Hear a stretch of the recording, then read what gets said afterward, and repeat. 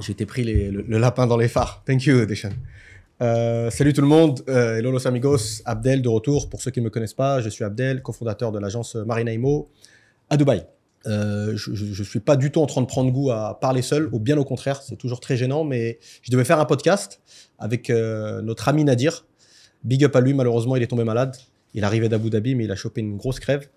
Donc déjà, on lui souhaite un bon rétablissement. Et je me suis dit, autant pas gaspiller une cartouche, quoi. Je me suis dit, je suis venu, je vais essayer, bon, ça va être beaucoup plus court, hein.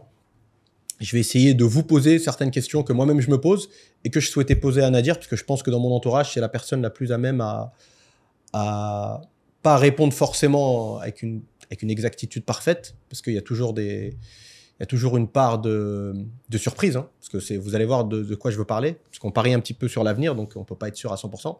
Mais en tout cas, la vision de Nadir m'intéressait énormément, m'intéresse toujours. D'ailleurs, on se fera peut-être à l'avenir ce podcast. Mais pareil, encore une fois, c'est en réaction au message qu'on a reçu. Je ne suis pas du tout un créatif en ce moment-là, je réagis juste au grand nombre de messages qu'on a reçus pendant ces derniers 3-4 mois, on va dire. Et souvent, il y a des inquiétudes parfois qui viennent, ou des questionnements sur l'avenir de Dubaï. Sur le fait est-ce qu'il ne va pas y avoir une oversupply, est-ce qu'il ne va pas y avoir plus d'offres que de demandes, etc., etc. Après, Dubaï, il y a beaucoup de data pour répondre à ça. Il y a les analyses de Mehdi qui sont très très bien d'ailleurs, pour ceux que ça intéresse. Et après, il faut faire attention, parce que les chiffres, on peut leur faire dire beaucoup de choses. J'ai rien inventé, mais par exemple, si tu regardes actuellement le graphique des renouvellements et des Ijari, des contrats de location, ça monte en flèche, mais après, une fois que tu creuses un petit peu, et ça va nous permettre de rentrer dans le débat, les demandes numéro 1 se trouvent par exemple à International City, qui est pas du tout un quartier qui va attirer une certaine classe d'expatriés et une certaine classe d'investisseurs. Donc pareil, ça peut fausser les données. Pareil, quand le gouvernement annonce, et je pense qu'ils ont raison, là je pense pas qu'ils soient optimistes, quand ils annoncent les chiffres à venir des expatriations, et le fait que Dubaï risque de doubler sa population dans X années, c'est vrai, mais pareil, encore une fois, doubler la population, par quel type de population ? C'est un facteur très très important quand on se met, encore une fois, là je pense à vous, je suis pas en train de faire, on n'est pas sur Arte, je fais pas une analyse sociologique de Dubaï et de sa population. C'est vraiment en ce qui concerne l'investisseur moyen occidental, qui se trouve en tout cas en Occident, et qui vise qui espère avoir un certain rendement. Pour ce faire, donc il faut des loyers qui soient un minimum élevé. Donc le fait qu'il y ait des, entre guillemets, petits travailleurs qui arrivent, le mot il n'est pas bien choisi, mais bon, pareil, comme d'hab, c'est sans prompteur, sans rien du tout. Donc parfois je fais des petits dérapages. On va dire que c'est une classe socio-professionnelle qui est amenée à avoir des salaires plus bas, et surtout qui ne va pas du tout avoir de choc culturel à aller habiter dans des quartiers que les investisseurs ne visent pas du tout. Je m'explique encore une fois. Concrètement, demain, s'il y a, je ne sais pas moi, 100 000 bachelors indiens qui arrivent, diplômés, hein, je ne parle pas forcément de personnes non qualifiées, je parle de diplômés, ça peut être des comptables, ça peut être des ingénieurs en informatique, etc. Ces personnes-là, elles peuvent très bien l'habiter à Bourg-Dubaï, par exemple. Ces personnes venant du sous-continent indien ou du Pakistan ou même des Philippines, etc., ne vont pas avoir de choc culturel, comme un Français pourrait l'avoir, par exemple.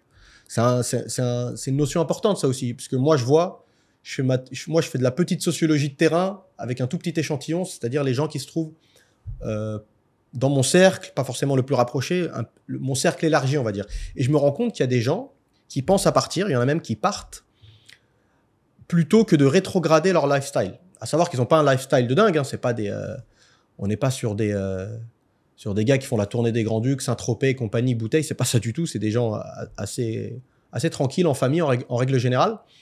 Mais changer de quartier, par exemple, rétrograder, si on peut appeler ça comme ça, de quartier, de changer de quartier plutôt, leur permettrait de rempiler pour une année, voire 2, voire 3, facilement. Mais en fait, ils ne veulent pas, en fait. Ils préfèrent aller dans un autre pays, le Maroc ou en Europe, parfois même rentrer en France dans certains cas, ou aller en Asie, pour garder un lifestyle plutôt similaire, plutôt que de rétrograder, c'est un grand mot, hein, c'est juste changer de quartier. Alors que c'est marrant, encore une fois, parce que c'est pour ça que c'est paradoxal. Il y a certaines de ces personnes habitent dans des quartiers pas dingues en France. En gros, même quelqu'un qui habite dans une cité en France ne va pas vouloir aller dans un quartier populaire à Dubaï, dans certains cas, surtout quand il est en famille, hein, dans certains cas. Et je pense que la raison principale, ça va être le choc culturel. C'est-à-dire qu'en France, on a beau dire ce qu'on veut, même si on est dans un quartier qui n'est pas le plus huppé du pays, encore une fois, c'est une expression qui revient souvent, on joue à domicile. Il y a culturellement, on sait où est-ce qu'on se trouve, on comprend il y a beaucoup de non-dits, on se comprend, quoi. On est dans notre pays, qu'on le veuille ou non. Alors qu'à Dubaï, il n'y a pas de délinquance, donc il n'y aura jamais de problème lié vraiment à des quartiers dits difficiles, mais tu vas te retrouver clairement qu'avec des Indiens, par exemple, dans un immeuble ou même dans tout un quartier. Et j'ai pu constater que ça peut poser problème. Donc quand bien même les personnes peuvent faire une énorme économie, ils préfèrent, dans certains cas, partir plutôt que de faire ce cheminement-là. Voilà les gars, c'était pour la petite intro rapide. Mais moi, si vous voulez, j'ai très peu de crainte. J'ai appris à plus craindre ce qui pourrait se passer à l'avenir pour Dubaï. Et moi, de toute façon, j'opte toujours pour une crainte, on va dire, égoïste. C'est-à-dire qu'il faut craindre pour soi, mais pas forcément pour Dubaï en tant que tel, parce que je me fais assez peu de soucis pour la ville. C'est très très bien géré, encore une fois, réactivité incomparable. Ils sont passés par des coups durs, vous vous rendez compte? On en a déjà parlé, mais le fait d'avoir traversé le Covid avec une population faite pratiquement exclusivement d'expatriés, et de s'en être remis, et plus que ça, même de s'en être servi pour arriver au top du top, hein, ça fait partie vraiment des destinations les plus visitées au monde, c'est impressionnant. C'est vraiment impressionnant. Donc, je m'en fais pas vraiment pour eux, mais je suis curieux et j'ai pas la réponse. Hein. C'est pour ça que ceux qui veulent s'impliquer et en parler dans les commentaires, moi, c'est ce que je voulais un petit peu, c'est le sujet dont je voulais parler avec Lamine Nadir. C'est un phénomène que je remarque, encore une fois, je vous dis dans mon cercle, et c'est là où j'ai moi aussi une petite interrogation. C'est comment Dubaï va faire en sorte de garder une classe moyenne occidentale. Et je m'en fais pas encore une fois sur le côté classe moyenne indienne. Il y a une vraie classe moyenne, j'en avais parlé déjà il y a quelques années, même il y a un an ou deux, peut-être même maintenant, dans un podcast, où on le voit tous les jours, l'émergence d'une vraie classe moyenne indienne, qui vient fraîchement d'arriver d'Inde, ou au contraire qui s'est construit, qui a démarré d'en bas et qui s'est construit à force de travail et de talent et d'économie et de résilience, on va dire. Donc force à eux, hein, je suis pas du tout... Vous allez voir, hein, ça va peut-être choquer quelques personnes qui connaissent pas vraiment... On va dire à Dubaï, la sociologie, elle est plus brute. Un Indien, tu l'appelles un Indien, il n'y a pas vraiment il y a pas à prendre des gants et... En fait, ça a son importance. Je ne vais pas juger si c'est bien, si c'est pas bien. Ça s'est construit comme ça s'est fait autour de ça. Donc moi, je réagis juste à une situation donnée.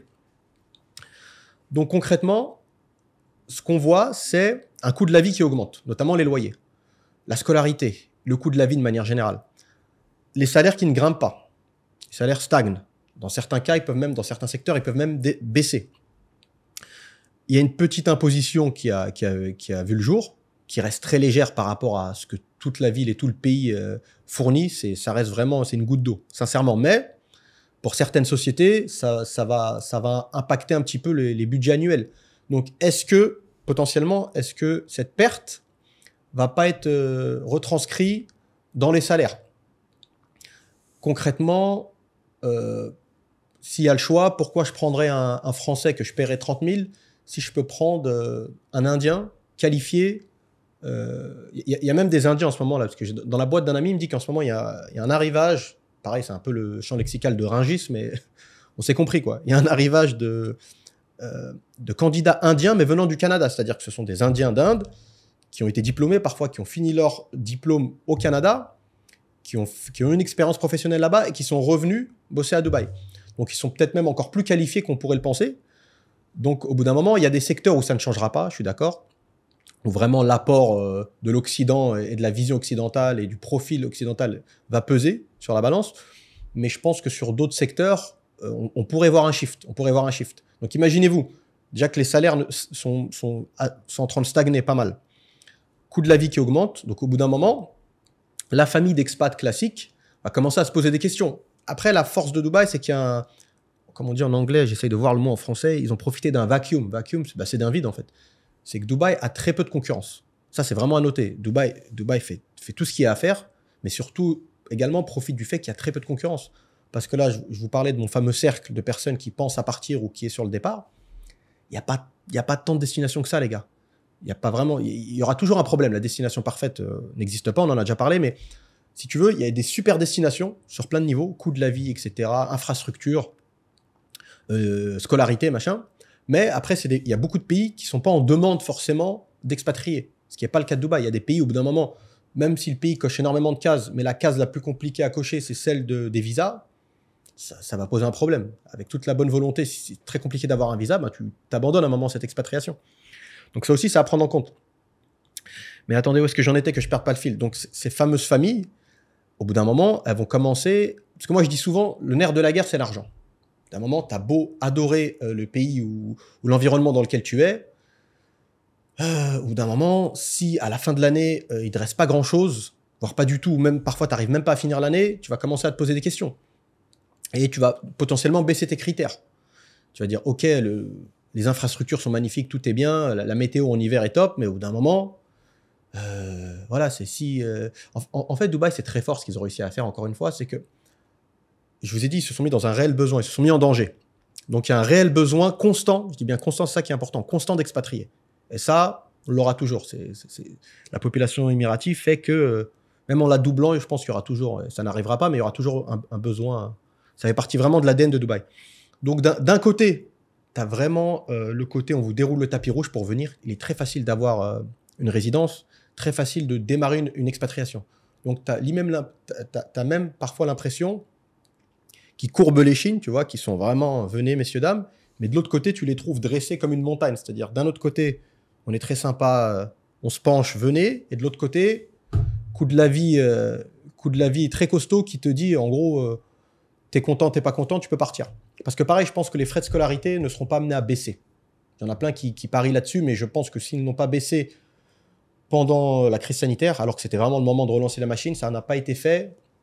Et en plus, encore une fois, c'est dans l'ADN de Dubaï de ne pas s'impliquer trop dans le secteur privé. Justement, c'est ce qui permet de renvoyer le bon message aux entrepreneurs, aux capitaines d'industrie, etc.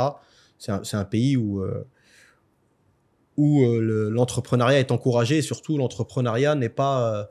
c'est pas un pays socialiste, quoi. On va pas venir te chercher des poux dans la tête. Tu fais ce que tu veux à partir du moment où tu respectes les règles qui sont bien établies. C'est une des forces de Dubaï, donc je pense pas qu'ils commencent à mettre la main là-dessus. Ils risqueraient de toucher trop à la machine et de dérégler trop de choses. Donc voilà, si ces familles-là commencent à vouloir partir, qu'est-ce qui va se passer? Parce que moi, je pars du principe que pour qu'une société fonctionne sainement, il te faut une classe moyenne forte. Il te faut une classe moyenne forte. Moi je ne crois pas trop au modèle économique, tout là-haut, les 1%, et toute la masse du bas qui, au final, travaille dans des métiers de service, et souvent des services qui sont dédiés au 1%, et au milieu, il n'y a rien.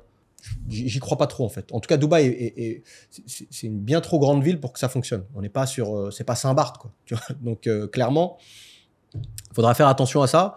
Encore une fois, moi, c'est pas une inquiétude, c'est une interrogation. Parce que souvent, justement, les questions qu'on recevait, c'est les interrogations qu'on avait, mais ça porte surtout sur le secteur privé, sur les promoteurs, etc. Moi, j'essaye d'avoir une vision un petit peu plus large, un petit peu plus macro. Et je pense que le challenge de Dubaï est là-dedans. Et autre chose, un autre phénomène qu'on voit, c'est que là, donc, je parlais des classes moyennes, des familles occidentales, souvent. Et pas forcément occidentales, parce que c'est vrai que la Russie, tu peux la mettre dans l'Occident ou pas, mais en tout cas, je sais que moi, dans mon quartier, je vous ai dit encore, les gars, j'arrive avec mes petites lunettes, monsieur Tournesol, c'est de la sociologie microscopique. Hein. Je prétends pas avoir toutes les datas et avoir compris tout le game. Hein. Mais moi, en tout cas, c'est des faits concrets. Dans mon quartier, la mer, il y a énormément de Russes. Et je pense qu'il va y avoir des arrivées, hein, potentiellement. Mais après, c'est toujours la même chose. Ne jamais perdre toujours garder la balance excédentaire. Plus d'arrivées que de départs. Mais en tout cas, pour le moment, c'est peut-être en transition, mais pour le moment, il y a plus de départs que d'arrivées. Voilà, je suis revenu, je parlais avec un agent qui travaille que sur le secteur. Il me dit qu'il y a pas mal de familles russes qui bougent, qui ont fait 1 an, 2 ans.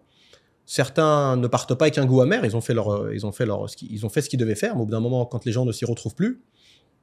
Et en plus, je sais que pour certains Français, notamment encore une fois de confession musulmane, il y a encore moins de choix que pour d'autres personnes qui ont un éventail plus large. Parce qu'il n'y a pas forcément la notion de pays musulman ou de mœurs, etc. Donc, par exemple, une famille russe, il y a un gros appel d'air là du côté de Phuket, chose que je peux comprendre, hein, c'est un super coin. C'est beaucoup mieux que beaucoup de ce que... Ça, je commence à fatiguer. Laissez-moi boire mon petit café. C'est beaucoup mieux que l'idée que les gens s'en font. Oula, double axel, triple piqué, là. Je ne sais pas si j'atterris sur mes pieds. Mais infrastructure de premier plan. La scolarité, visiblement, c'est pas si mauvais que ça. Les quartiers pourris, ambiance, travelo, prostitution partout, au final, c'est très concentré.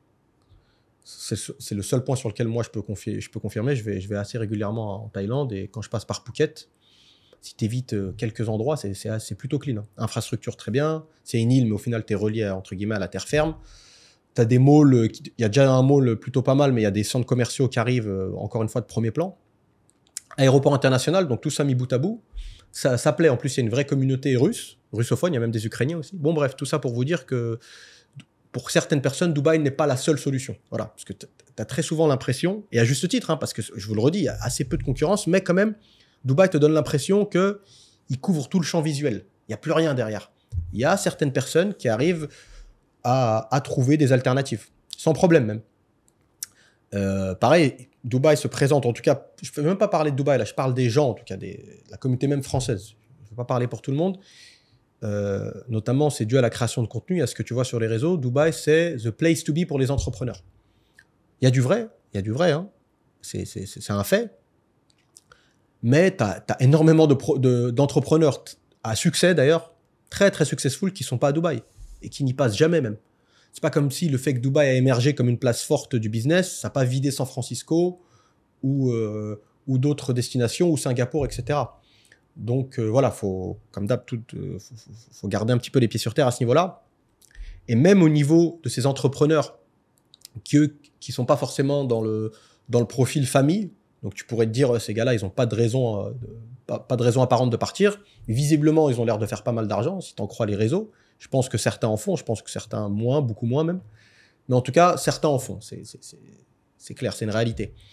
Et même ces personnes-là, dans certains cas, sont amenés à partir, en tout cas à passer beaucoup moins de temps sur Dubaï, pour une raison qui est très compliquée d'ailleurs. C'est là où j'ai une vraie interrogation sur comment Dubaï va prendre ce problème à bras-le-corps, si elle va le faire ou pas. C'est les relations humaines. C'est très compliqué de s'impliquer en tant qu'État, à moins que tu sois à la Chine et vraiment tu gères la vie perso de tout le monde, mais je ne pense pas que ce soit le cas des Émirats. Au bout d'un moment, c'est marrant en plus, parce que tu as deux profils de personnes. Je vais parler vraiment du profil masculin là. Tu as le charreau, voilà, qui est là, entre guillemets, pour consommer. Et même lui, au bout d'un moment, il sort à un mur. C'est très compliqué, les relations humaines, même quand tu es dans cette optique-là. Ça peut vous paraître anecdotique, mais je peux vous assurer qu'au bout d'un moment, ça pèse.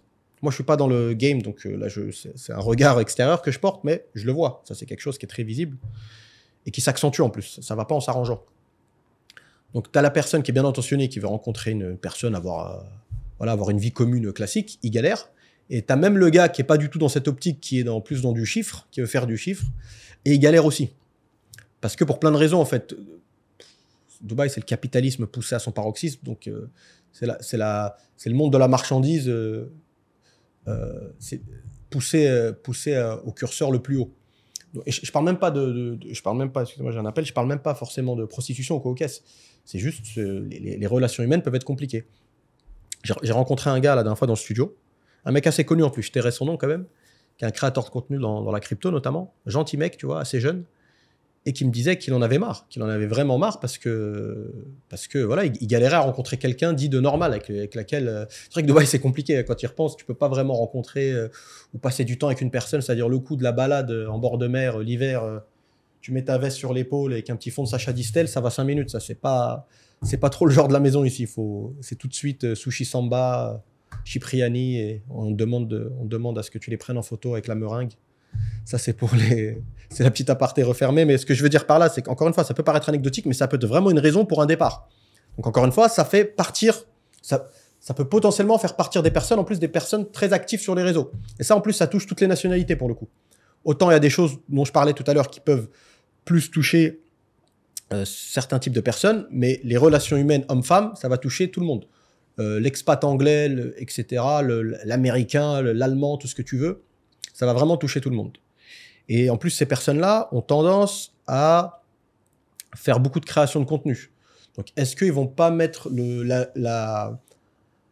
Après, encore une fois, attendez, avant que je m'écarte du sujet, Dubaï ne dépend pas que de ça, encore heureux. C'est pas parce que tu as quelques influenceurs français qui vont arrêter de parler de Dubaï, ils vont mettre toute leur énergie, et Bali, ça va devenir the place to be. Dubaï ne va pas s'écrouler, absolument pas. Mais, encore une fois, ça peut créer quand même un effet boule de neige. Parce qu'encore une fois, Dubaï, c'est un équilibre qui est de moins en moins fragile. Avant, il était fragile. C'est une sorte de machine à laver qui fonctionne faut absolument faut toujours qu'il y ait plus d'arrivées que de départ. Donc voilà, c'est juste ça la bonne balance à trouver. Encore une fois, je suis persuadé qu'ils vont le faire, mais je me pose quelques questions et je vous les pose en même temps.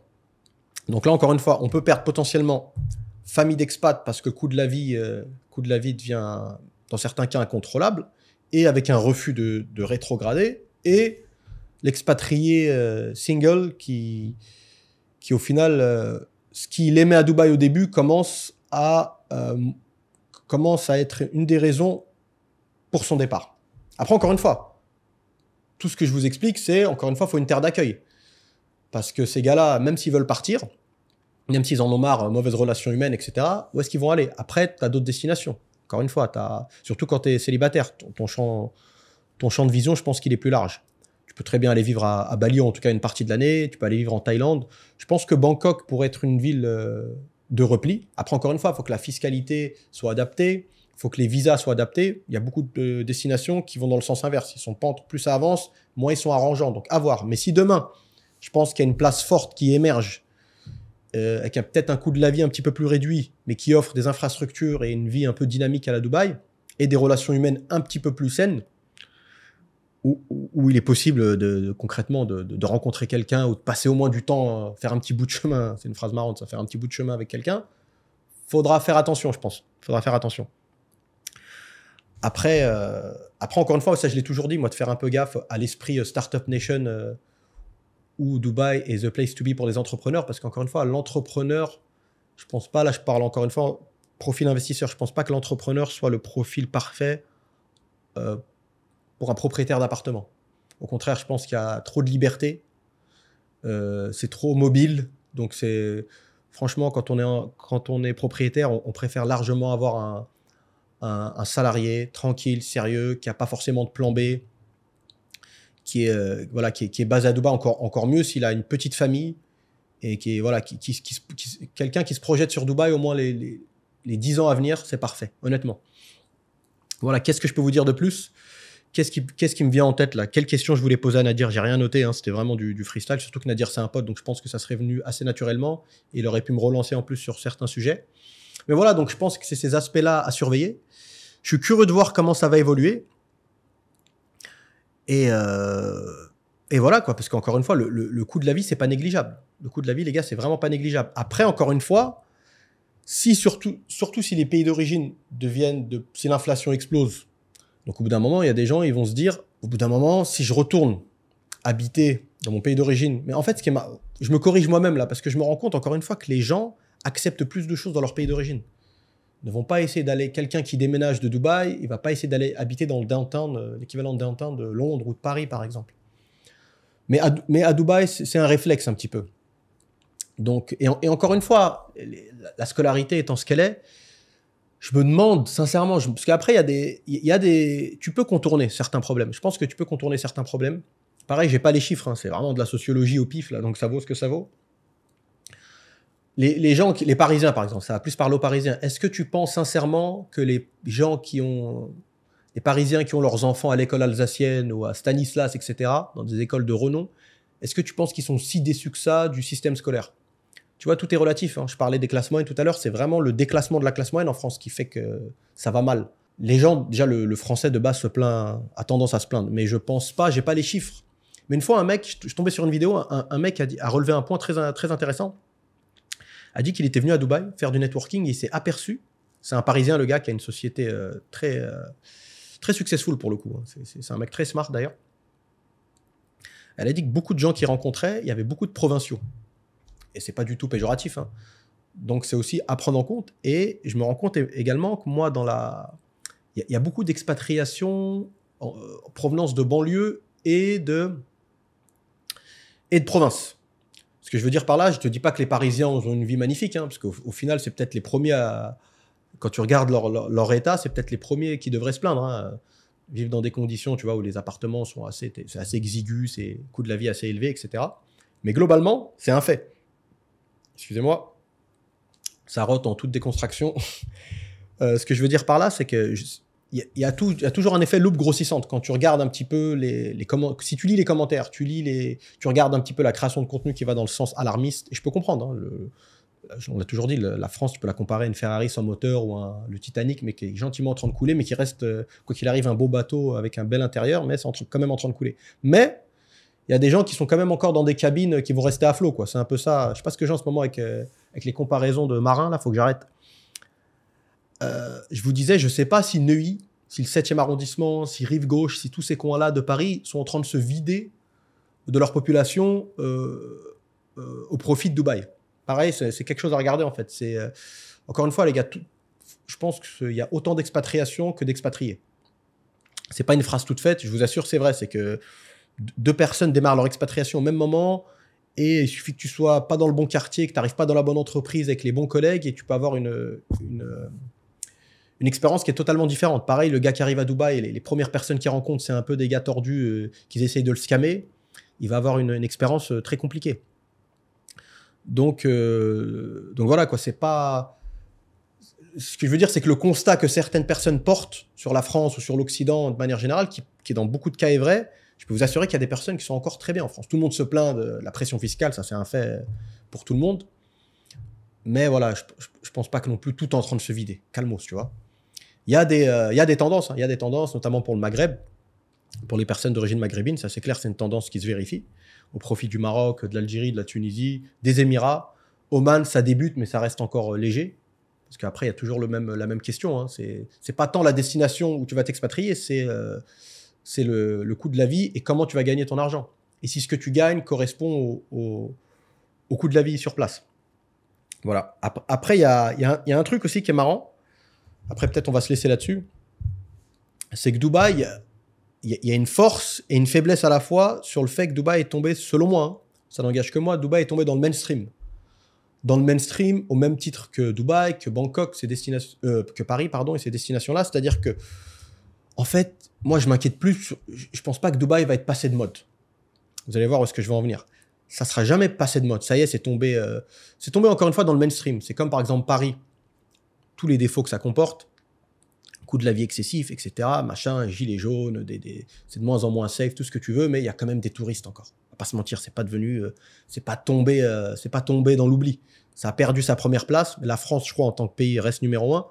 Paris a perdu sa première place. J'ai pas regardé les derniers classements, mais ça n'a pas dégringolé, je pense. Ça n'a pas dégringolé au même titre qu'Istanbul. C'est des villes où tous les ans, moi j'ai des potes des pays du Golfe, tous les ans ils se plaignent d'Istanbul.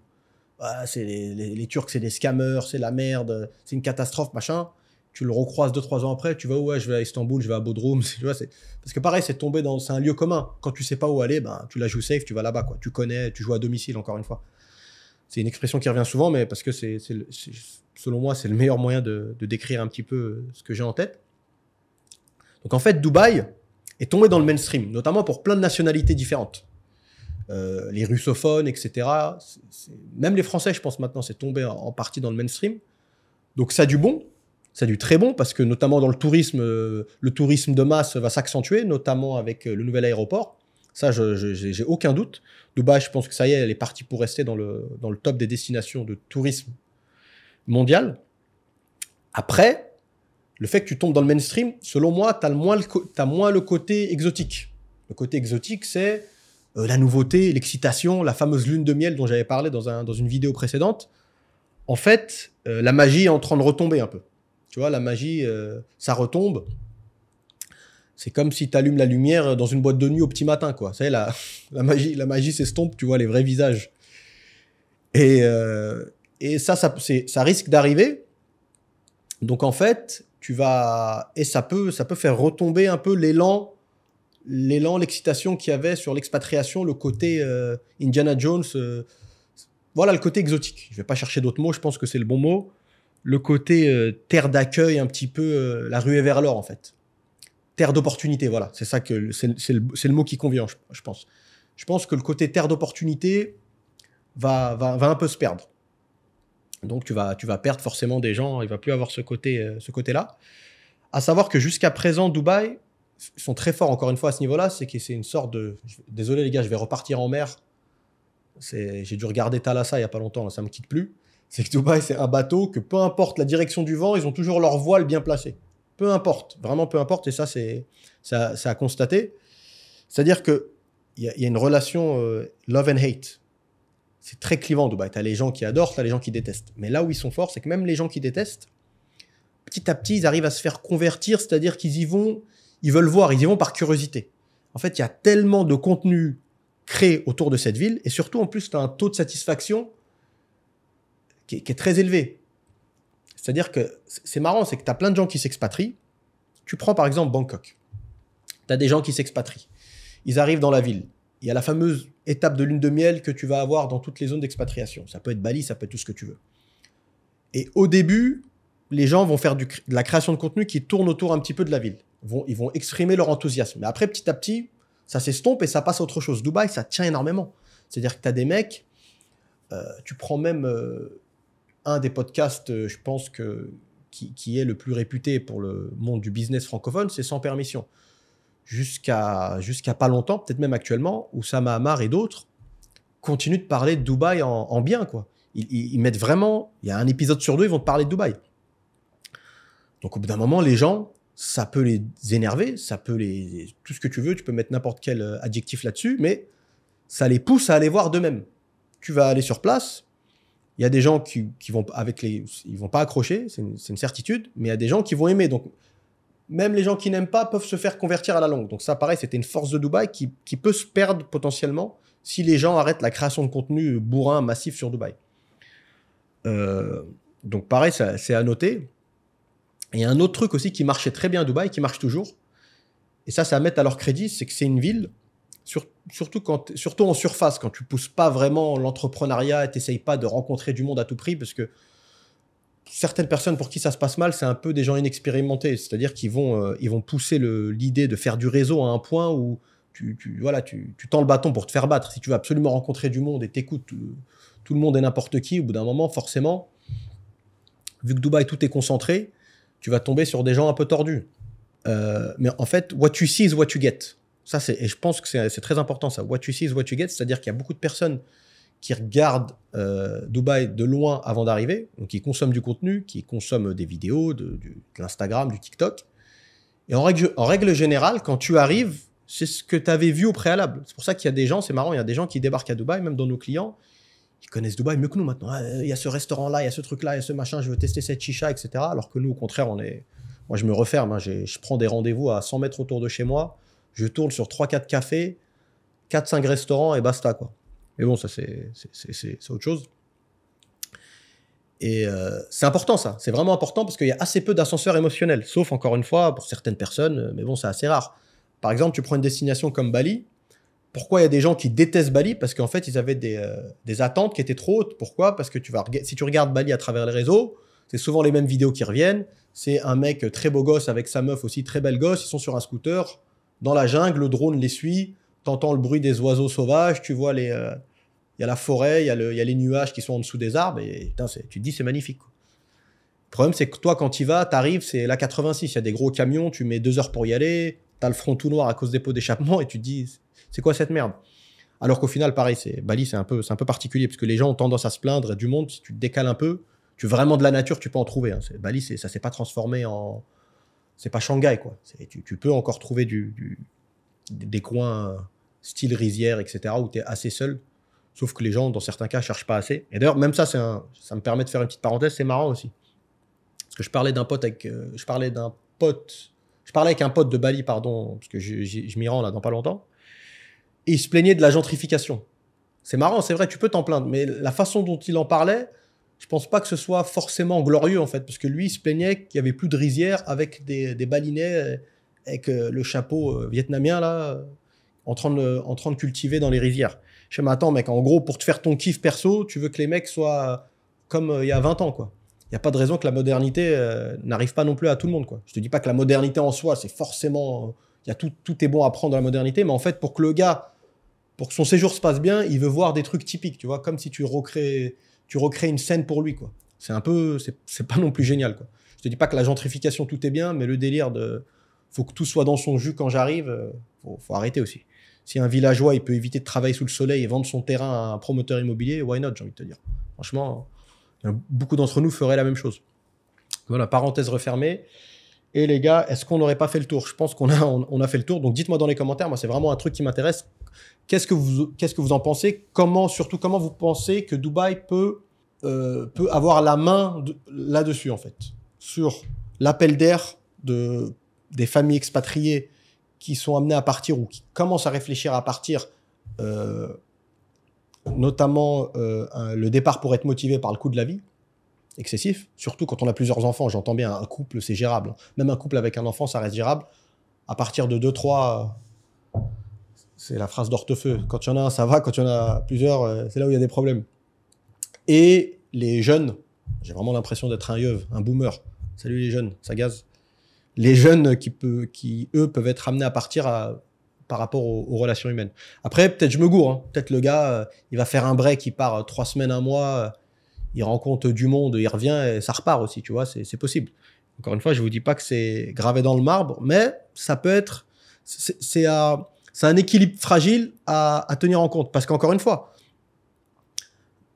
Dubaï, est-ce que Dubaï reste Dubaï si la population indienne, et là je veux choquer personne, mais si la population indienne augmente à un point que même dans les quartiers qui étaient plus ou moins mélangés avec des occidentaux, les quartiers d'expat, un peu sexy, melting pot et compagnie, si ils sont de plus en plus marqués communautairement, il y a de plus en plus d'Indiens, est-ce que Dubaï aura le même attrait? C'est peut-être grave de parler comme ça, mais c'est un fait, tu vois, c'est un fait.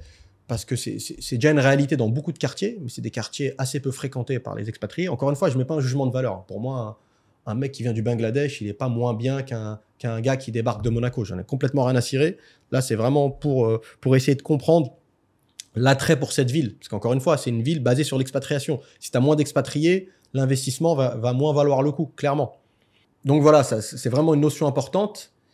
Et pareil, parce que moi, je pense sincèrement que la classe moyenne, c'est vraiment l'assise la plus importante pour Dubaï. Parce que même les fameux 1%, même la vague migratoire de millionnaires, on en a parlé 1 ou 2 fois, mais en vrai, avec du recul, je pense même pas qu'il faudrait trop insister là-dessus parce que je ne crois pas au ruissellement.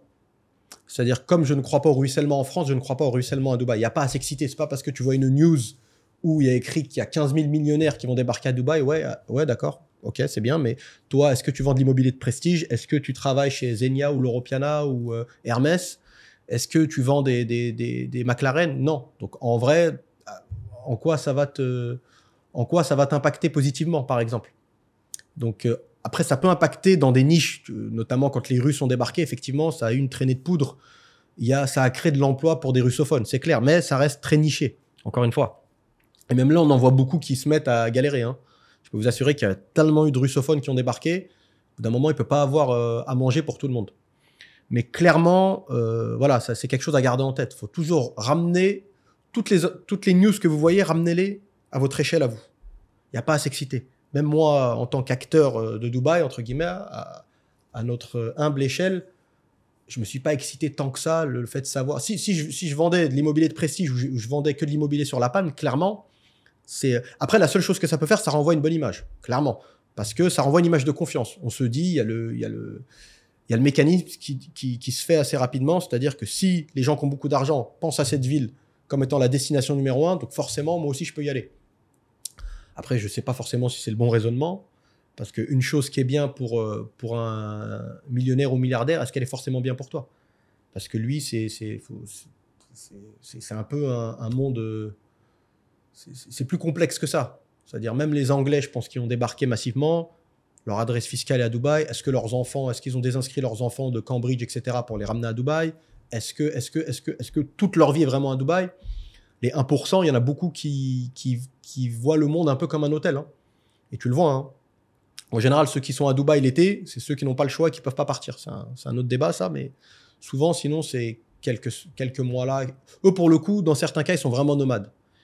C'est pas des digital nomades, c'est des nomades, mais d'en haut, quoi. Donc pareil, faut faire attention. Il faut toujours garder son esprit critique par rapport aux infos qui arrivent, qui sont constantes pour Dubaï. Hein. Je l'ai dit plein de fois, Dubaï a compris qu'il fallait capturer l'attention. Et l'attention, c'est la currency, c'est la monnaie du monde moderne. Hein. Si tu as l'attention, tôt ou tard, tu pourras monétiser ça. Et Dubaï le fait très bien. Le fait très, très bien. Et quoi d'autre là, pour le coup, je pense on a vraiment fait le tour. En tout cas, moi, c'est un sujet qui m'intéresse. Je m'en fais pas trop pour eux. Et je pense que surtout tant qu'il n'y a pas tant qu'il n'y a pas de concurrent vraiment qui se détache du peloton, qui met les moyens, là, il y a une petite concurrence pour certaines familles d'expatriés, c'est l'Arabie Saoudite, mais vraiment petite, hein, c'est surtout pour aller faire un braquage, hein, prendre beaucoup d'argent et repartir. J'ai passé beaucoup de temps, là, presque 7 mois en Arabie Saoudite, donc je peux vraiment en témoigner. Il n'y a pas encore le terreau pour que les gens se disent... c'est-à-dire là, concrètement, tu baisses le salaire aux expats, je ne pense pas qu'ils décident quand même de rester. Après, Dubaï, on est arrivé là en plusieurs années, en 10 ans même, voire plus. Là, je peux vous assurer qu'il y a des expats à qui on baisse le salaire, mais ils ne partiraient pas de Dubaï pour rien au monde. Certaines personnes. Mais au bout d'un moment, la question, c'est jusqu'à quand, en fait, ça peut tenir. Jusqu'à quand ça peut tenir. Est-ce qu'il y a un truc qui me revient en tête? J'avais pensé à quelque chose la dernière fois dans la voiture. Les embouteillages me permettent de réfléchir. Ça me reviendra un de ces quatre. En tout cas, partagez, likez. Et voilà, on se voit sur la prochaine vidéo. Ciao, ciao. Hello los amigos, j'espère que tout le monde va bien. Nous revoilà pour une petite matinée, rapidos. Ça va être du 20-30 minutes là. Là, ça commence souvent comme ça finit en 2 heures. En film indien, Bollywood. Là, je suis dans les locaux de Miras. Je voulais en profiter pour vous montrer. J'ai essayé de mettre la main, enfin mon client a essayé de mettre la main, je l'ai accompagné sur Jumeirah Residence Tower à JFC, qui va, je pense, vont devenir des tours aussi iconiques Emirates Tower, que vous voyez juste ici. Où est-ce qu'il est mon doigt? Voilà, là. Ça, l'image que vous avez en face de vous, donc c'est la vue de... c'est Dubai World Trade Center, JFC, c'est un ensemble. C'est là où vous avez également le musée du futur, que beaucoup d'entre vous auront reconnu. Donc voilà les tours en question. Comme d'hab avec Mira, c'est très très compliqué d'avoir une unité. Et je peux comprendre, hein, c'est pas juste une posture pour se donner un genre, tu vois, faire monter la sauce. Certaines personnes pourraient penser ça, mais dans les faits, les chiffres leur donnent raison, quoi. C'est un petit peu Hermès et ses sacs Birkin, quoi. C'est frustrant, mais force est de constater que ça fonctionne. Mais surtout, je voulais vous montrer après le quartier Dubai Design District. C'est un quartier dont je parle depuis 2 ans, sans exagérer. Et à juste titre, et on va y passer rapidement, parce que j'ai un déjeuner là-bas, donc je me suis dit on va faire une pierre deux coups. Ça, c'est incroyable. Acres, ça les gars, c'est... je m'avance, je pense qu'à la livraison, certaines personnes, enfin quelques années qui suivront la livraison, je pense que certaines personnes pourront tripler leur investissement. Vraiment. Et vous me connaissez, je ne suis pas du genre à exagérer. C'est un ressenti perso que j'ai, parce que la community est top, parce que Miras fait très bien les choses. Il y a une forte demande au niveau des villas. Moi, je pense qu'actuellement, quand bien même tous les projets de villas qu'il y a sur plan, on se met un petit peu dans un monde imaginaire. Si on arrive si tout est livré, là, à la seconde où on se parle, il y aurait quand même je pense que la demande serait toujours un petit peu plus élevée que l'offre. Voilà, pour vous dire. Donc voilà, ça c'est des immenses stand-alone villas. Je n'ai malheureusement pas pu en vendre une. Là, il faut vraiment avoir des clients à fort potentiel, parce que on était à dizaines de millions prix de départ. Mais bon, malgré encore, et même ce type de villa, je pense que ça prendra énormément de valeur. Vraiment, vraiment, j'insiste. Il n'y a pas forcément les produits qui permettent d'aller chercher de la renta de façon agressive et voilà, se rapprocher potentiellement des rentabilités à 2 chiffres. C'est un marché, en fait, c'est un micro marché Miras. C'est vraiment un marché, c'est un des promoteurs qui propose des produits les plus matures, on va dire. Donc, qui ont des belles croissances avec des belles plus-values. Voilà. Donc ça, c'est ça qui va nous intéresser. À Télis, à Dubai Design District, incroyable ce qu'ils vont faire. Moi, c'est-à-dire que, imaginez-vous, hein, je pariais et j'ai parlé énormément, sans exagérer, mais j'en ai parlé plusieurs fois. J'ai souvent parlé de Dubai Design District en mettant en avant que pour moi, ceux qui ont loupé le train City Walk, ça va être la chance de potentiellement rattraper le coche. Mais j'étais en aucun cas au courant qu'il allait avoir un canal, etc. Donc, je vous laisse imaginer. En plus, même les immeubles, je ne pensais pas que ça allait être ce type d'immeuble-là, avec ce type d'amenities. Donc, encore une fois, il me semble qu'il y a quelqu'un sur la chaîne qui en a acheté un, ou un ami à lui en a acheté un, si je ne dis pas de bêtises. Ben, bravo à lui, parce que franchement, pour le coup, c'est une unité que j'aurais bien voulu posséder moi-même. vraiment. Parce que ça va faire partie des... Je vous ai dit, il y a des projets, ou même demain, il y a des projets, on les appelle recession proof. Recession proof, c'est-à-dire que quand même demain il y a une récession d'ordre mondial, il y a des choses qui ne bougent pas, ou alors qui sont très très peu atteintes, et ça je pense que ça en fait partie. Demain, crise, ce que personne ne souhaite, mais quand même il y a une crise, mais après en même temps, c'est logique, hein, ça se rémunère. Ça se rémunère, c'est normal, c'est un petit peu comme le risque. Hein. Le risque est rémunérateur, c'est-à-dire que quand tout se passe bien, on est impressionné des rentabilités et voilà, des chiffres, mais il fallait avoir entre guillemets de guts pour y aller, quoi. Parce que si ça se passe mal, c'est pas la même histoire. Pareil un petit peu pour ce type de projet. Il faut avoir les bonnes connaissances, parce que quand bien même tu as les moyens, c'est pas tout le temps, c'est pas automatique que tu puisses mettre la main sur un projet de Miras, sur tout ce type de lancement, design district. Et donc ça, le bloc que vous voyez là, c'est la zone de bureau qui est déjà existante. C'est là où on va aller manger un petit truc tout à l'heure. Je m'y rends moins que d'habitude. Il y a une période où c'était assez calme, et c'est la période où j'y allais le plus souvent d'ailleurs. Et je sais pas ce qui s'est passé. Je sais pas s'il y a eu une offre où beaucoup d'entreprises sont arrivées d'un coup et ont pris tous les bureaux restants qui étaient potentiellement vides, parce que toutes les dernières fois où j'étais avec l'ami Ben, c'était plein à craquer, quoi. Le parking en plus il est découvert, donc tu tapes, si tu arrives à la mauvaise heure, tu traverses tout le parking à pied. Quand il fait chaud, c'est pas agréable. Je fais un peu l'enfant gâté là, mais c'est une des raisons pour lesquelles j'ai arrêté d'y aller. J'ai un problème avec la foule. Plus c'est calme, plus j'adhère, on va dire. Voilà les gars. Donc je vais marcher là, moi aussi, je vais quitter Citywalk, ça va me permettre aussi de vous montrer un petit peu le quartier. Mais vraiment, ça c'est, voilà, les bijoux de la couronne. Bijoux de la couronne. Voilà. Pourtant, je suis moins fan moi j'aime beaucoup les low-rise buildings, les immeubles avec assez peu d'étages. Ce qui a été la force notamment de Citywalk. C'est pas que le fait qu'il y ait 2-3 étages, enfin quelques étages, parce que c'est pas les seuls à faire ça, c'est un ensemble. Mais par exemple, ce qu'ils ont fait, les nouveaux immeubles à Central Park, à Citywalk, je suis moins fan. Ça va marcher, ça a déjà marché même. Mais de manière générale, je préfère les low-rise buildings. Mais celui-là, franchement, il est vraiment à noter, quoi. Atelis, voilà. C'est qui sait, j'arriverai peut-être à en choper un de ces quatre en secondary market pour moi. Et si le propriétaire, le revendeur est pas trop gourmand, j'en serais ravi. Voilà les gars, donc c'était une petite vue d'ensemble rapide. On a beaucoup de chance parce que c'est assez rare que le sales office soit aussi calme. Donc voilà les gars, Miras valeur sûre. Le dernier projet Miras qu'on ait vendu, c'est comment il s'appelle? C'est Madina Jumeirah Living. Voilà, Madina Jumeirah Living. Allez les gars, let's go. Voilà les gars, Citywalk, calme plat. Je pense que c'est la chaleur, c'est l'horaire. Pourtant on est samedi, hein. On est samedi, mais bon, esthétiquement, on va pas se mentir, c'est un des quartiers les plus beaux, hein. Les mieux réalisés. C'est pas étonnant que ça fonctionne autant.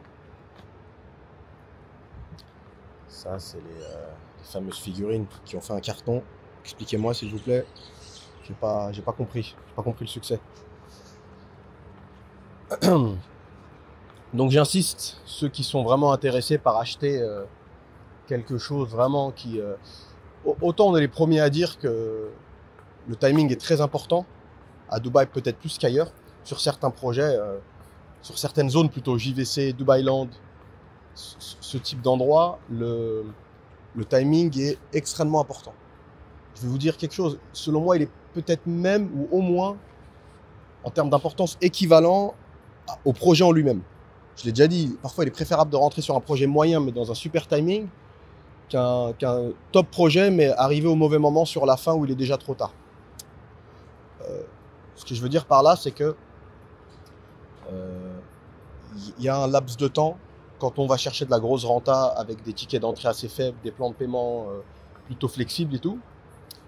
Il y a un moment où il faudra sortir, potentiellement. Ou alors, vraiment vous inscrivez sur le temps long et au moment où ça baissera un petit peu, où il y aura potentiellement le risque de faire une revente sans plus-value, voire même avec une légère perte. Mais bon, si on est rentré vraiment tôt, en règle générale, il y a un filet de sécurité quand même. Mais en admettant qu'on arrive sur la fin, ou voilà, ouais, on va dire sur la fin d'un projet. ben, il y aura faudra rester sur le qui-vive. Il arrivera un moment, je pense qu'à moins de 10 ans, il faudra potentiellement revendre. Revendre à partir du moment où il y aura trop de livraisons et tous les projets seront arrivés à terme dans un quartier donné. Ça sera enfin, il faudra le faire avant, mais ça sera le timing. Ça sera la sonnette d'alarme. Il faudra tirer la sonnette d'alarme pour revendre. Là, City Walk, ce genre de quartier, les projets de Miraz, c'est vraiment des quartiers pour les flemmards, quoi. Façon de parler, pour les gens qui veulent pas forcément suivre le marché à la trace et vraiment avoir une passion, développer une passion folle pour l'immobilier et limite un stress lié à ça. Là, tu peux vraiment acheter et dormir sur tes deux oreilles. Ça fait un petit peu phrase toute faite, mais en tout cas, moi, c'est comme ça que je le vois. L'histoire l'a prouvé. L'historique des quartiers l'ont prouvé. Miraz, c'est vraiment valeur sûre. Après, sur le commercial, j'aurais plus à dire. Hein. C'est autant Miraz enchaîne les success stories. Mais moi, à titre perso, dans mon entourage, je connais des gens qui ont malheureusement perdu de l'argent. Encore une fois, cette fameuse histoire de cannibalisme. D'un moment, il y a trop de retail, quoi. Tu peux pas... C'est pas Beijing ou Shanghai, quoi. Il n'y a pas non plus 25 millions d'habitants qui font du shopping constamment. Donc, très bonne marque de parfum, Gissa, marque Cowetti, avec un très bon rapport qualité-prix. C'était la petite seconde Sephora. Voilà, les gars. Donc là, moi, je vais retourner à ma voiture. J'ai un rendez-vous à B-Square.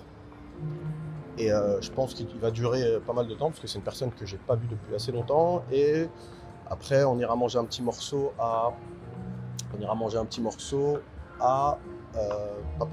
Dubai Design District. Voilà. Vous voyez, hein, c'est très calme. Bon, après, c'est pas représentatif. Hein. Ça arrive souvent, ça. Je pense que les personnes qui sont dans la restauration, ça a dû déjà leur arriver. Tu passes devant un restaurant pour faire une étude de marché ou peu importe, et tu te demandes comment il reste ouvert parce qu'il est tout le temps vide, quoi.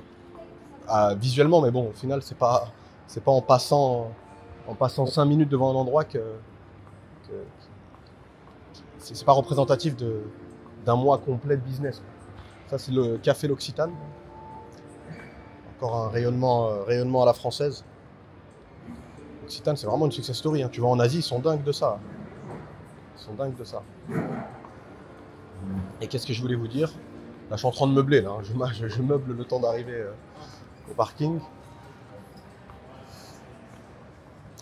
Café L'Occitane. Voilà, je vous parlais de ça. Il y a une énorme table d'asiatique dans le café L'Occitane. Donc, c'est pas pour rien. Voilà, les gars, on sort du parking. Tout ce que vous voyez en face, c'est les dernières livraisons. Pour le coup, là, ils ont été assez vite. Hein. Je n'ai pas exactement le timing en tête, mais je pense qu'il y a très peu de retard à prévoir. Hein, parce qu'ils ont vraiment avancé très très vite. Pour le coup. Je trouve que c'est un peu dénaturé. Central Park, c'est-à-dire derrière ce que vous voyez, là, le bloc, le carré, c'est Planète quelque chose. J'ai déjà été plusieurs fois d'ailleurs. J'aime beaucoup. Franchement, c'est top. Ceux qui ont des enfants, c'est vraiment un super coin. C'est pas Lonely Planet. Lonely Planet, c'est une chaîne de télé, ça. C'est quoi? C'est The Green Planet, voilà. The Green Planet, où ils t'ont recréé un écosystème de forêt tropicale avec avec tout ce que vous allez retrouver en partant dans la forêt tropicale. Très bien. Carrefour Market, il est nouveau pour le coup. Je ne savais même pas qu'il était déjà ouvert. On va faire demi-tour, ça va permettre de un petit peu mieux voir. Attendez, je vais vous montrer ma ganache, les gars. Qu'est-ce que je vous disais? Ouais, bah c'est... la ceinture aussi, c'est peut-être mieux. Je me suis fait flasher 2 fois depuis que je suis revenu de l'Arabie Saoudite déjà. Ça commence mal. Ouais, je vous disais, pardon. Il y a un côté qui est compréhensible, hein, pour le coup. Il y a la fameuse phrase « Build it and they will come ». Construisez et les gens vont venir. Et à Dubaï, il y a aussi... vendez toujours plus et les gens achèteront toujours plus, quoi. Vous allez voir où est-ce que je vais en venir. C'est que moi je trouve ça dommage. Pareil, hein, là je fais la fine bouche parce que ça va, il y en a assez peu. Moi je trouve ça dommage qu'ils soient un peu montés dans les étages, quoi. Voilà. Je trouve qu'il y avait une belle harmonie de quartier. C'était vraiment le quartier exclusif. Là, ça commence. Après c'est ça, encore une fois, c'est facile de dire, moi dans ma voiture là, en faisant un petit vlog, ouais, là pas du gain, machin, mais je vais te dire, ça marche, hein. Même en faisant, ils auraient pu rajouter 10 étages, c'était pareil, je pense. Donc Donc voilà quoi. C'est et hop, hop. Faire demi-tour, on pourra avoir on aura un autre angle de vue. Courage aux travailleurs, hein, parce que franchement ça cogne.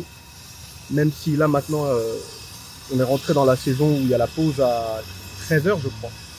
De 13 à 16 si je dis pas de conneries.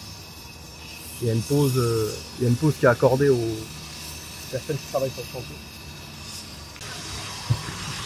Voilà les gars, vous avez vu sur le chantier en live. Je sais pas si vous m'entendez, vu que je roule, il risque d'y avoir pas mal de vent. Peut-être monter la vitre.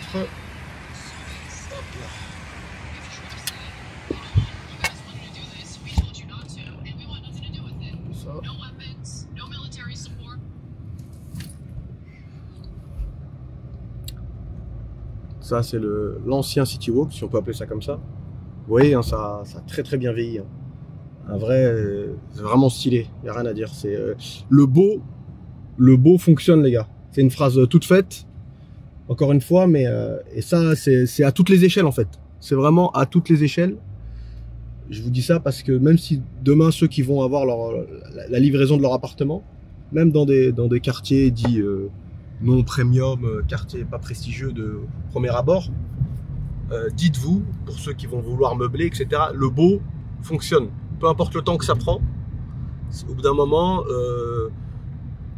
les temps ont changé, tout se passe sur les réseaux sociaux, etc. Mais quand tu regardes, pareil, je fais pas le philosophe, hein, c'est pas le quart d'heure sociologique ou aux caisses, l'être humain sur certains aspects, il a pas vraiment changé, tu vois. La nature humaine revient et fait que n'importe quelle personne aime les bonnes odeurs, aime les choses bien faites, aime la beauté en fait. C'est ancré dans le cœur de l'humain, donc gardez ça en tête. Voilà. Et Miras l'a bien compris. Et ça a payé. Clairement, ça a payé. Hein. Ça a payé. Ils ont vraiment une vraie assise maintenant. C'est-à-dire le moindre lancement de Miras est scruté, quoi. Pour moi, ils sont passés devant Nakhil, hein, même si maintenant c'est One Stop Shop, c'est la même maison. Ils sont quand même... ah, ça c'est mon petit bébé, ça. Ça c'est vraiment quand j'ai fait une nuit blanche, ça. 100% Arabica. Franchement, voilà. L'Aziz, il est... le raté de base. Hop là, 100% Arabica. Belle success story. Très belle success story. D'ailleurs, je crois que le pays dans lequel il y a le plus de franchises, je me demande même s'il n'y en a pas plus dans le Golfe qu'au Japon. Ça m'étonnerait pas. Les pros, on a le propriétaire de Amazi, que je salue d'ailleurs. Il prend souvent le temps de commenter dans les lives et dans certaines vidéos. Et vu qu'il a bossé au pôle, retail de Al Wasl, et même lui il est propriétaire d'un café, donc je sais qu'il suit ça de près. Donc n'hésite pas à me dire dans les commentaires si, après c'est vérifiable avec ChatGPT rapidement, mais bon, au moins je mets un petit peu d'interaction dans tout ça. S'il y a plus de 100% Arabica dans le Golfe, je sais qu'au Koweït il y en a énormément. S'il y en a plus dans le Golfe qu'au Japon. Après c'est pas vraiment comparable parce que le Golfe c'est une région, le Japon c'est un seul et même pays, mais bon, en termes de population, le Japon reste quand même loin devant. Voilà les gars, j'arrête de meubler. Je suis en mode Ikea, là, j'essaie de trouver des sujets le temps du trajet, mais je vais pas pouvoir tenir tout le trajet. Et ça va être un vlog assez court. Donc moi, je vais à mon rendez-vous, tranquille, sur Business Bay. Là, on est pour vous donner un ordre d'idée, vu que ça roule bien, en 10 minutes, je vais arriver. Donc sur le papier, City Walk est vraiment collé à Downtown et par des... attendez, parce qu'il y a un flash. Une fois, mais pas... Enfin, 2 fois, mais pas 3. Voilà, ça c'est le fameux Rolls-Royce Building. C'est comme ça qu'il a été nommé. Parce qu'il y a vous avez pareil, le retail très important les gars. Vertu, je savais même pas que ça existait encore ça. Vous vous souvenez des téléphones Vertu? À l'époque c'était un truc de dingue. J'en avais eu un dans les mains en plus quelques mois. Qu'un pote m'avait prêté, c'était les téléphones avec conciergerie intégrée. Il y avait une boutique à Paris, rue Faubourg Saint-Honoré je crois. Ça c'est le fameux Rolls-Royce dealership. Ça... Donc là, vous avez la skyline de Sheikh Zayed. Derrière, vous avez Jumeirah Garden, qui est très très bien. C'est là où il y avait le projet de Majid. Oh, qu'est-ce que c'est magnifique de voir cette avenue comme ça, là, je m'en délecte. Ça, c'est l'avenue où vous allez plus me retrouver. Elle est infernale, cette avenue. Infernale, tout le temps. Je sais pas si c'est moi qui n'ai pas de chance, qui me mange tous les feux rouges et ressenti au feu rouge 15 minutes, tu vois. où c'est juste, et il y a beaucoup de monde quoi, parce que c'est une route que beaucoup de gens empruntent, notamment Dubai Mall. C'est Dubai Mall le problème. Faudrait le délocaliser pour me faire plaisir. Ça c'est le, est-ce que c'est pas le Peninsula ça? C'est une tour qui a pris beaucoup de retard. Celle-là vous allez la voir, un peu twisted Tower. Bon, je l'ai pas super bien filmé, mais énormément de retard et je crois que c'est Peninsula hôtel et ou résidence, ou les deux peut-être, à vérifier. Oh là là, c'est magnifique, on dirait un tarmac d'aéroport. J'insiste parce que d'habitude, si vous voyez un mec crier dans sa voiture, c'est moi. Mais bon, l'Arabie Saoudite, elle m'a fait gagner en patience, donc là, ça va. Je me suis amélioré sur ce volet-là. Donc voilà les gars, j'arrête là pour le coup et on se retrouve à Dubai Design District et on finira là-bas. Ciao, ciao. Alors voilà les gars, donc je suis actuellement en train de bouger de Business Bay. Là, ce que vous voyez, c'est le Rixos, si je dis pas de conneries, qui a plutôt bien avancé. Hein. J'ai pas été à Dubaï pendant quelques temps et c'est là que tu t'en rends vraiment compte en fait, l'avant-après. Et pourtant c'est une route que j'emprunte tous les jours. Non, le Rixos il est à côté, autant pour moi. Non, ça c'est le Bassi, c'est le Rixos ou pas? Attends, je vous confirme. Ouais. Et du coup, il y a le Casa Cipriani aussi qui me hype beaucoup, qui est un prochain lancement, enfin la construction va commencer à Downtown. Je pense que ça va être ça va devenir vraiment un landmark sur Downtown. D'ailleurs, il reste plus beaucoup de plots, hein. Donc je pense que les lancements, tous ces derniers lancements là de Downtown, ils prennent les dernières parcelles de terrain pratiquement. Là, pour vous donner une idée, donc là on démarre, on est à ça c'est Society House aussi, pas mal du tout, belle promesse. Et là, on arrive dans 6 minutes, on arrive au fameux Design District. Comme ça, on va pouvoir un petit peu matérialiser ce qu'on regardait tout à l'heure au niveau des maquettes. Enfin, le quartier, la zone commerciale plutôt, il y a les bureaux, parce que tout ce qui est résidentiel, vous doutez bien que c'est en cours de construction. Voilà, let's go les gars. Au passage, on passe devant la fameuse tour Jacobs & Co. de Bingati. Vous savez qui a bien démarré, hein. Qui a bien démarré. Derrière, il y a Regalia qui a pas mal avancé, mais bon, du retard quand même. Visiblement, sur le dernier live que j'ai fait avec Mehdi, vous nous avez parlé du nouveau lancement de DR, une énorme tour de 100 étages, je crois. Vous nous avez demandé ce qu'on en pensait. Toujours un peu sceptique, hein. Moi j'ai un peu de mal avec le mot luxe et 100 étages. Pour moi, ça va pas avec déjà.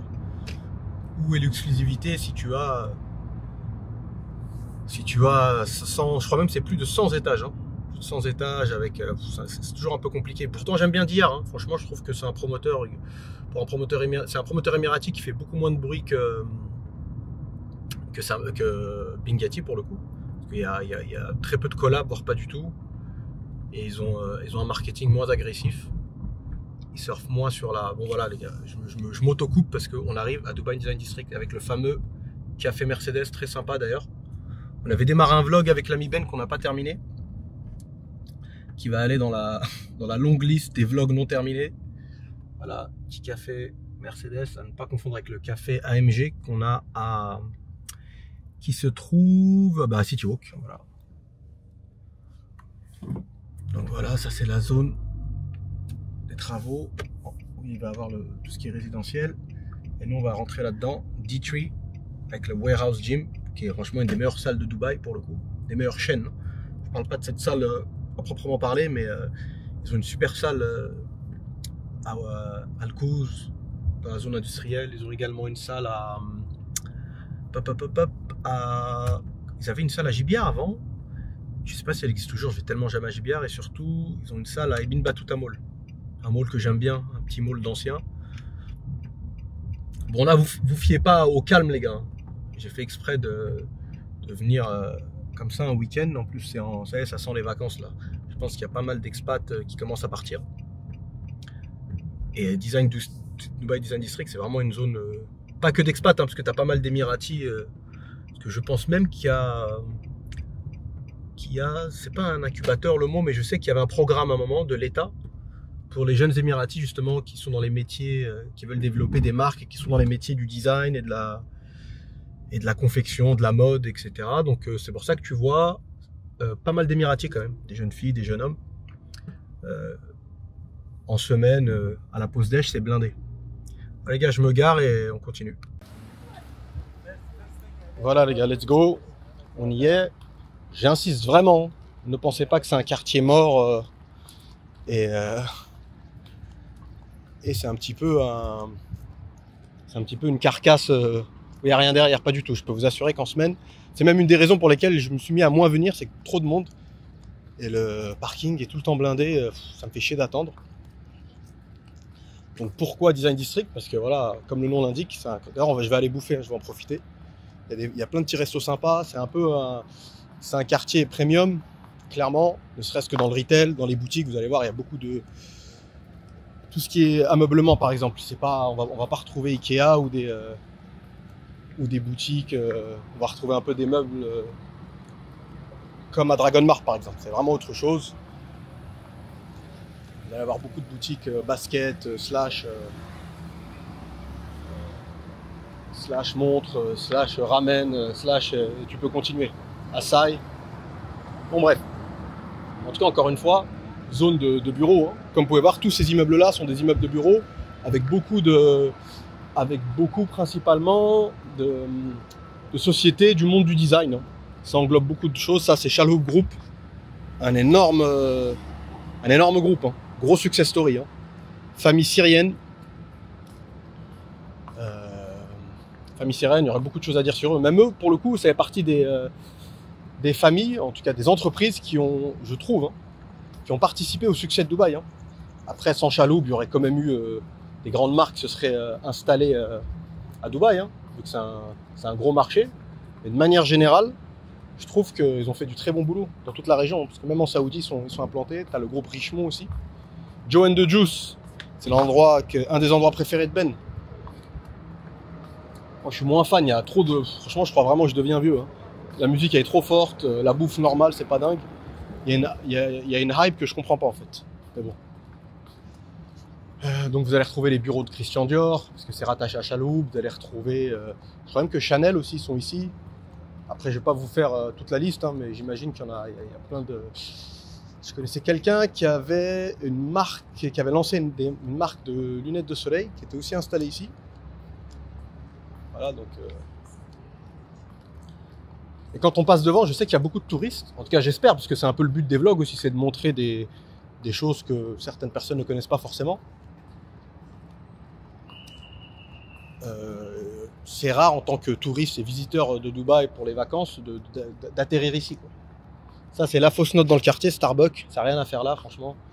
Ils me virent ça, ils me remplacent ça par un bon specialty coffee. Donc voilà, les gars, je vous laisse imaginer, avec toute la zone de bureau, à ça vous rajoutez du résidentiel. Je vous dis pas que forcément tous les gens qui habitent ici, qui travaillent ici, pourront forcément se loger dans la partie résidentielle du Dubai Design District, mais ça reste une attractivité. Au moins, ne serait-ce que le retail, ça rajoute une attractivité supplémentaire au projet, quoi. Mais bon, de manière générale, Miras a toujours mis l'accent dessus. Hein. Miras, en projet de type appartement, c'est rare que ce soit un projet... Bon, déjà, Dubaï, de manière générale, il y a beaucoup de retail, c'est leur force. C'est pour ça que les distances sont relatives à Dubaï. C'est pas comme en France où tu te dis, oh, je loue, j'ai acheté dans un endroit paumé où il y a un petit supermarché, les mousquetaires. C'est ce genre de petit supermarché que tu trouves en province qui ferme à 19h, avec la poste qui ferme aussi peut-être à 18h. Dubaï, c'est pas ça, quoi. Peu importe, tu vas avoir du retail. Après, ce qui fait la différence, c'est la qualité du retail. C'est la qualité du retail. Là, on parle de Armani Casa, on parle de... Peut-être ça va pas parler, c'est pas forcément des commerces de proximité, mais c'est le cachet du quartier. Encore une fois, à chaque fois j'en parle. Enfin, pas à chaque fois, mais la dernière fois j'en ai pas mal parlé. Des cannibalisations, là pour le coup, il n'y a aucun quartier équivalent. Voilà. Il n'y a pas un quartier qui regroupe les happy few, on va dire, les gens un peu branchés, le monde du design, de la mode. C'est un peu... c'est comme si la Fashion Week était toute l'année, quoi, ici. Et à savoir aussi, petite précision, on est sur des personnes qui, dans certains cas, ont des bons salaires, même des très bons salaires. C'est pas Goldman Sachs, hein, mais je peux vous assurer de sources sûres, même si dans certains cas, les salaires ont baissé, mais quelqu'un qui est installé ici, qui est brand manager, prend ça dépend de la marque, mais peut prendre 12, 13, 15 000 euros. C'est largement possible, voire même plus dans certains cas. Et surtout, pareil, c'est un gros raccourci là, c'est même plus un raccourci, c'est une téléportation. Il y a souvent, on est sur un profil de personnes qui aiment vivre, quoi, qui dépensent, quoi, qui n'est pas forcément à démarrer l'année avec un Excel sheet et à tout calculer au centime près. Voilà, c'est des gens qui sortent, qui ont une vie sociale active. Donc voilà, c'est à prendre en compte. C'est à prendre en compte. Ça peut quand même faire des locataires potentiels. Une nurserie. Ça, c'est une galerie d'art qui arrive. Comme je vous disais tout à l'heure, bon, après moi je suis le premier à vous dire que dans ce milieu-là notamment, il y a un peu de flou artistique. C'est-à-dire parfois c'est un peu le monde des startups, quoi. On met des paniers de basket dans le bureau, des trucs un peu stylés, des beanbags, mais au final, à la fin de l'année, ça n'a pas forcément fait un gros chiffre d'affaires. Mais là, il y a quand même des sociétés qui brassent vraiment de l'argent. Il n'y a pas que, c'est pas juste des gens un peu excentriques qui s'habillent de façon différente. Il y a du travail, quoi. C'est une vraie industrie. Tu viens le matin, c'est blindé, quoi. C'est pas trop l'ambiance, justement pour le coup start-up. Il doit en avoir certaines, mais c'est sérieux, quoi. C'est sérieux. J'ai la femme de mon ami qui travaille depuis, ça doit faire 15 ans même. 15 ans, qui est HR chez Chaloup. Et c'est une boîte sérieuse. Hein. S'ils ont autant de succès, c'est que c'est une boîte sérieuse avec tout ce que ça comporte. Voilà les gars, voilà, je me balade sans trop de... On va pas faire très long, moi je vais m'arrêter manger. Et je pense que voilà, on pourra se quitter là-dessus. Donc au moins, ça vous aura, pour certaines personnes, ça leur fera un quartier supplémentaire. Ça, c'est quoi? C'est encore de l'ameublement ou pas? Ça, des tapis perses. Voilà, donc ça c'est la partie résidentielle. J'espère que la lumière pas trop gênante. Il y a un peu de courant d'air. C'est pas l'été indien, mais c'est pas la cata comme la dernière fois.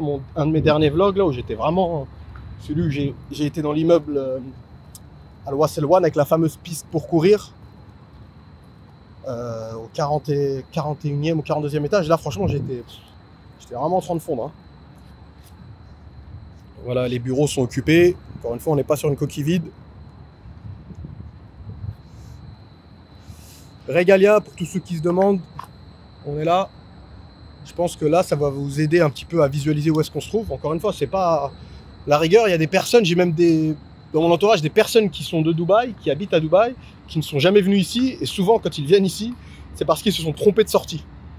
Arrivez, je pense des gens qui habitent à Dubaï vont se reconnaître. C'est un peu tricky quand tu reviens notamment par exemple de Cricarbourg. Si t'es pas concentré ou machin, tu peux penser que c'est la sortie qui te mène, pas forcément qui te mène à Dubaï Mall, parce que Dubaï Mall a vraiment une sortie attitrée où le nom tu peux pas le louper, mais même moi ça m'est arrivé d'atterrir ici en loupant la sortie. Voilà. Voilà les gars. Donc ça va être vraiment un super quartier avec la composante supplémentaire, c'est-à-dire la mer, en tout cas un point d'eau. Ça fait un peu National Geographic de dire ça, un point d'eau. On dirait que je parle d'antilope et de gnou, mais parce que je sais pas comment l'appeler en fait. C'est la crique, quoi. Ça va pas être la mer à proprement parler. Vous pourrez pas nager, mais ça reste sympa, quoi. Très très bien même. Bon, j'étais en train de vanter la météo, mais c'est parce que j'étais à l'ombre en fait. Je me rends compte. Tiens, si quelqu'un veut faire un cadeau, si quelqu'un veut offrir veut passer la bague au doigt à quelqu'un et dépenser un gros billet dans une robe, c'est ici que ça se passe, les gars. Dubai Institute for DD, Dubai Institute for Design and Innovation. C'est peut-être ça, ouais, je pense que ça doit être ça dont je vous parlais tout à l'heure, le fameux programme incubateur, notamment, je sais pas si c'est que pour les Émiratis, mais à l'époque, moi j'avais vu qu'ils en parlaient pour les Émiratis, qui souhaitent développer, qui ont l'esprit créatif, on va dire, de manière générale. C'est pas que la mode, hein, c'est au sens plus large. Dubai Design District, c'est tout ce qui est lié au... Regardez, dans les bureaux, il y a même du stock. Il y a des vêtements, je sais pas si vous les voyez. Je n'ai jamais vu... Ah si, j'allais dire, je n'ai jamais vu l'endroit aussi vide. Mais il me semble que si... On va rentrer au moins pour vous montrer les amenities. À quoi ça ressemble quand même. Après, moi, je vais aller me taper un ramen et on se quittera là-dessus, Los Amigos. Après, ouais, j'ai pas vu à la sécu. Je pense pas que ce soit forcément encouragé de filmer, mais bon, vu qu'il n'y a personne, peut-être.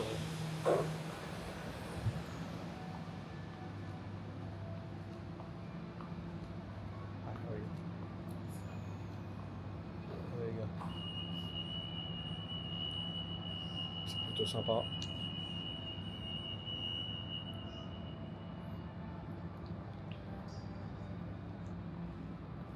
Là, vous allez.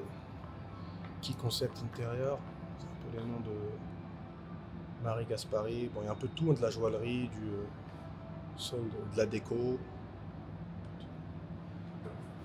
C'est bien d'être sous la clim quand même.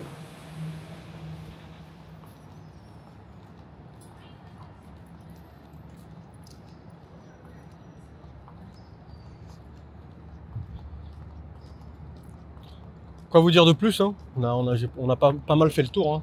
Encore une fois, c'est plus pour découvrir le quartier, mais ça, voilà, là, effectivement, vous voyez, quand on peut, au moins, ça vous permet de, même si les gens qui vont regarder la vidéo, le vlog, sont pas forcément le target market de Miras pour plein de raisons, mais au moins, ça vous permet de voir après qu'est-ce qu'on appelle vraiment un projet premium et un projet entre guillemets luxueux, même si c'est un peu un fourre-tout. Mais là, je pense que vous voyez la diff. Ça veut dire demain, quand vous allez voir une brochure, ou que le vendeur ou que la personne qui travaille chez le promoteur, qui est dans son bon droit, et lui, il essaye de vendre sa soupe. Hein. Il vous dit, encore une fois, le luxe, on a redéfini le luxe, one of a kind, etc. Bon, ouais, c'est toujours apprendre avec des pincettes. Toujours garder son esprit critique. Là, pour le coup, par exemple, on est dans le... C'est pas que je sois écolo outre mesure, mais voilà, on est dans le ton. Cohérence. La cohérence, les gars. C'est un peu, il se dit sustainable, machin, bah t'as au moins des poubelles qu'elles tu peux recycler. Moi, je vais aller là. J'essaye de retrouver, ouais, je crois qu'il est là le jab que j'ai envie de faire. Home Bakery.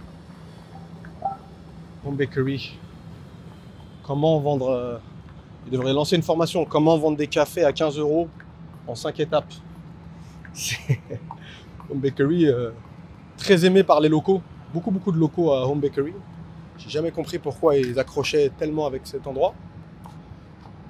Bon, moi, je vais me prendre mon ramen et on se dit au revoir à l'intérieur. Voilà les gars, nous revoilà.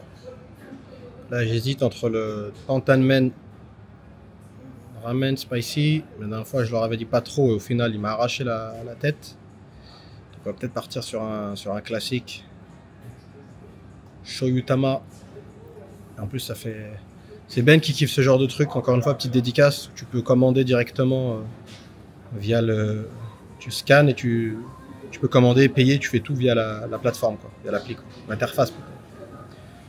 Voilà les gars. Voilà, les gars, ça c'est les cuisines. Je vais mettre un peu l'endroit, comme ça vous avez une idée. Je vous avais dit, c'est un quartier où il y a pas mal de locaux. Et là, vous avez encore plein de bureaux.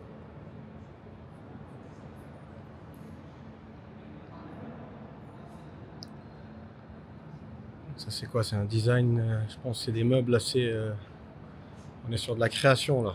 Qu'est pas ça, qu'est pas ça. À mon avis, cette lampe, on est sur du 6 chiffres, les gars, là. C'est joli, ça. Ce qui accroche au mur, ça va pas forcément bien ressortir, mais c'est très joli.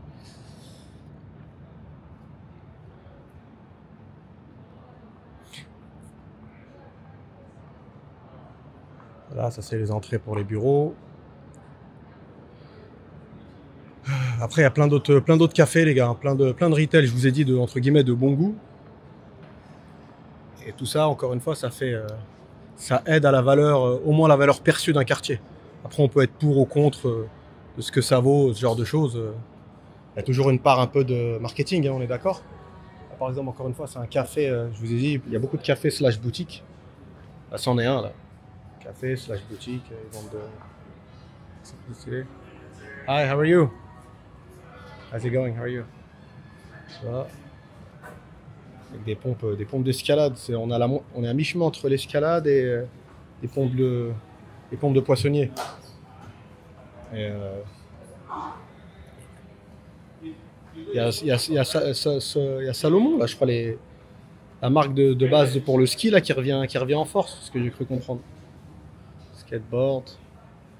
Voilà, les gars, ça vous donne une idée de la vibe. Ça, c'est là où je suis, le restaurant. Hey, how's it going? How are you guys? Et